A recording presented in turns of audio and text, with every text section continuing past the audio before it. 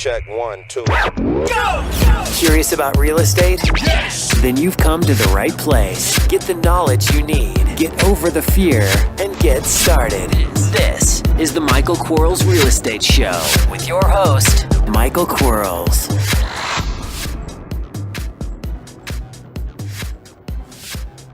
Michael Quarles with podcast number 40.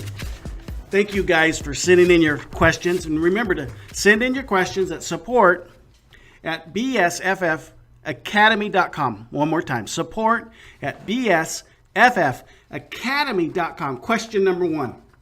When wholetailing a property, are you essentially putting the property under contract and then putting it on the MLS and looking for a cash buyer? Yeah, that's pretty much what we're doing. The cool part about it is my contract tells the seller that I'm going to do that right after he signs or she signs my agreement. It says to the seller that I can put it in the MLS, I can put a for sale sign in the front yard, I can advertise it in the newspaper or anywhere else. It also tells the seller I'm going to make a huge amount of money flipping their house. It tells the seller if I needed to, I could assign the contract, but yuck, I would never want to do that. It tells the seller a lot of things. I call them character clauses, things we tell sellers that we don't have to, that I just think morally and ethically I'm obligated to tell them. And when I tell them and no one else is telling them what they're doing, no one else is telling the truth, that they're wholesaling or assigning or whatever they're doing, that I just stand out as the guy they want to sell their house to. And in fact, because I'm so super honest, they'll sell their house typically to me for less money. Honesty pays. But yes, that's what I'm doing. Wholetailing is buying a house at as-is value, a percentage of that, and selling it at as-is value, 100%, to someone, some investor or some owner-occupant who wants to do some sweat labor or fix it up, and if they want to keep it as a rental or sell it for profit, I don't really care. But that's exactly what wholetailing is. Great question. Question number 2. Are you double closing using transactional funding or assigning your contract to the new buyer? Does that just depend on your profit spread? I never assign. Yuck. So I don't wholesale and I never assign. Well, I've wholesaled 2 deals, so I can't say never, I guess. But I don't assign. Don't assign. And I'm not using transactional funding because I know how to orchestrate seller financing and sub-2 financing. And then I got a couple dollars in the bank if I can't orchestrate those things. So I'm always looking for seller financing. And here's the thing. If I have a seller that has 100% free and clear piece of property, they have, in fact, 100% seller finance note on the property. They're self-financing it. If they needed the money, it wouldn't be tied up in their property. So I know that don't need to be paid off. And most of the time, because I'm going to be honest and let them know what I'm going to do, they're fine with taking their money in 2 weeks later or a month later. Now, because of the new laws, we have to orchestrate a 15-year amortized loan, but that's okay because we can no longer do the balloons anymore. But I'm still going to pay them off when I resell the property, and everybody's happy. Now, if it's sub-2, say there's a 60% loan-to-value loan to Bank of America, I'm just going to buy the property subject to the existing loan, pay Bank of America off when I resell the property. And in fact, I don't pay property taxes off. I don't pay anything off when I buy subject to. I just wait till I have to resell it and then pay it off. But great questions. Question number 3.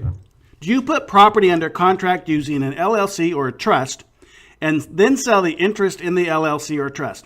Absolutely do not do that.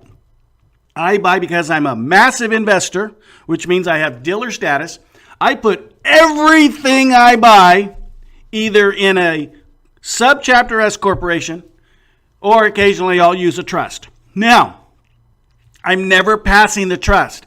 It's just a trust to buy.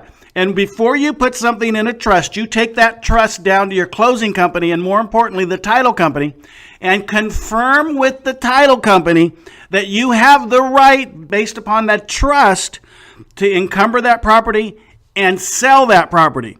You want to make sure that the trust you're using, that you can actually sell the property, and then if you needed to borrow money and place that note onto that property, that you could do that. It's very, very, very important that you get your trust approved before you use it. But I'm always buying in a sub-S because I'm a massive investor, and rarely will I buy in a trust. But great question. Question number 4. If a seller is up in years, say 65 to 80 years old, and have outright told you they are in poor health, how do you explain the value in an owner finance deal for the investor on this free and clear property? Well, most people that are up there in years, or we call them our lovely senior citizens, they know that, like we all know what life is, kind of stuff. We're not kidding anybody. And they don't, again, back to one of the other questions, is they don't need the money. I remember the time that the lady sold me her house with seller financing just so she could move in with her kids. And the only obstacle for her was selling the house. And the kids were overly thankful that I actually bought the house.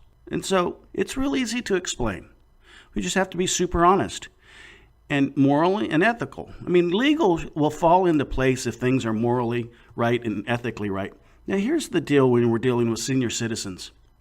If you feel like, man, these people they're not getting it, they don't understand, it's our obligation, folks, to make sure that they have someone that speaks on their behalf. And so, in all cases, if you believe that someone may not be of sound mind, irrespective of how old they are, but especially if they're senior citizens, have an advisor there for them. Ask them if they have a family member, or a church member, or a friend, or a confidant that can be there. Don't do anything that's wrong. And you know what I'm talking about. If it feels bad to you, like, gosh, that just didn't feel right. If you can't brag in a good, positive way about the deals that you've done, don't do them. Protect these people. Man, they've protected us for a long time. So, give something back to them.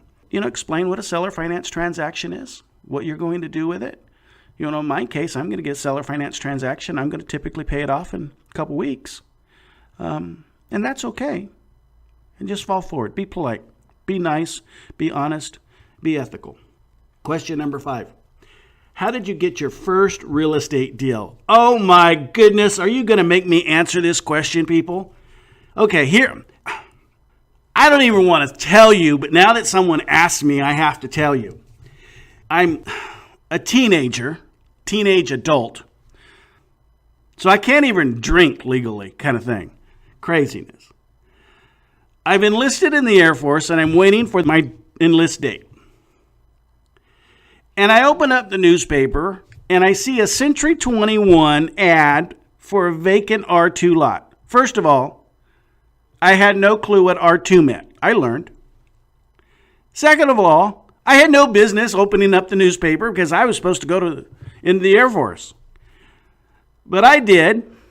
I negotiated that I was going to buy the property. I did not know that. I thought you could just start working on the property in escrow. So I asked for a 60-day escrow. I could figure I could do something with the property in 60 days. I didn't know that when they asked me for my deposit check, they were going to try to cash it. They didn't say, Mike, we're going to cash your deposit check. They just said, we just need a deposit check. And I said, okay, great. That's fine. Man, what a disaster. I sure wish I had a real estate coach because might have saved me some trouble. But so here I go. I write this bad check. I get a permit. I start pouring concrete, building a duplex. I'm out there just tearing it up. And the property owner comes by and asks me what I'm doing. And I said, well, I'm building my duplex. And he says, don't you know you can't do that until you own the property? I didn't know that. Then the realtor comes. Oh, he's all pissed off. He says, I can't believe you're building on this thing and you wrote a bad check. Man. But you know what I got to do? This is pretty cool. Now, I orchestrated seller financing at that point. It's kind of cool. All you got to do is ask for it. Be professional. As much of a professional as I could be at that age doing what I was doing. I was just wearing that Superman cape. Man, I thought I could just fly. I could do anything. And that's kind of, speaking of that, that's really what sets the difference between someone who can do something and someone who can't. The person that can do something thinks they can. The person that doesn't think they can do anything is right. They can't. So if you're ever presented with something, well, can I do it or not? It's just your choice. Your choice. If you think you can, you can. If you think you can't, you can't. You're right, both times. This one was fun. Thanks, guys. And by the way, remember, if you want to send your questions in, send them to bsffacademy.com. And thank you guys so friggin' much. I have been reviewed and reviewed and reviewed and reviewed some more, but I'm greedy. I want more reviews. You guys have been absolutely outstanding going on to iTunes.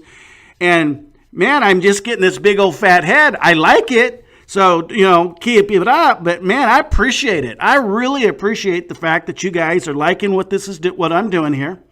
And if you want to talk to me about my coaching program, please do. Holler at me. It takes 15 minutes for me to babble on a little bit about what we do and how I help people become successful real estate investors. But until then, I appreciate you guys. You take care. Bye-bye. Thanks for listening to the Michael Quarles Real Estate Show. Get more info and stay in touch at michaelquarles.com.